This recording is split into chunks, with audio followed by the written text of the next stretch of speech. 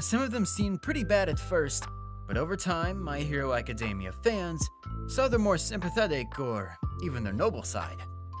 And that made them easier to like, or at least, fans could make peace with those villains and not dislike them as antagonists. Number 10. Stain the Hero Killer. While Stain the Hero Killer does have a lot to answer for after murdering so many pro-heroes, fans don't exactly hate him. It was a good thing that Stain was defeated and captured, yet he still had a vaguely heroic side that made his return a welcome thing later on. Number 8. Twice.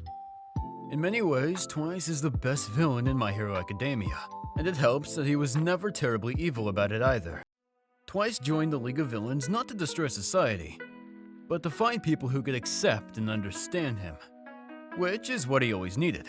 Most of all, he had Himiko Toga to support him, forming a strong friendship that any viewer can sympathize with. Interestingly, that villain was a former hero, but she grew disillusioned and ended up on the wrong side of the law. Now she is determined to use her sniper quirk to fight for good, turning on her former allies as a hero once again.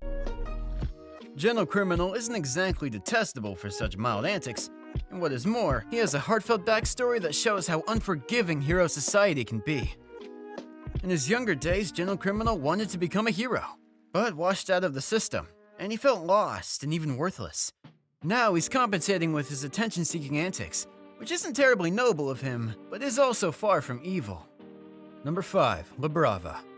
La Brava was introduced as the love-struck sidekick of General Criminal, and overall, she's even more innocent than he is.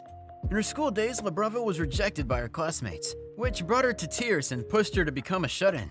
La Brava desperately wanted someone to love and accept her. Brava approached General Criminal, who promptly accepted her as his sidekick, forming an immediate friendship between them. However, no one could hate Yuga for what he did, partly because he was forced into that position against his will.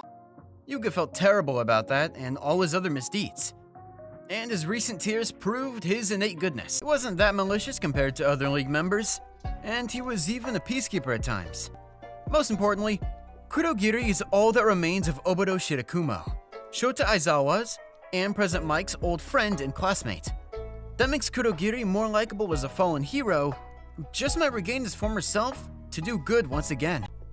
The playful villain Himiko Toga has always been at least somewhat likable, and not just because of her cute schoolgirl persona.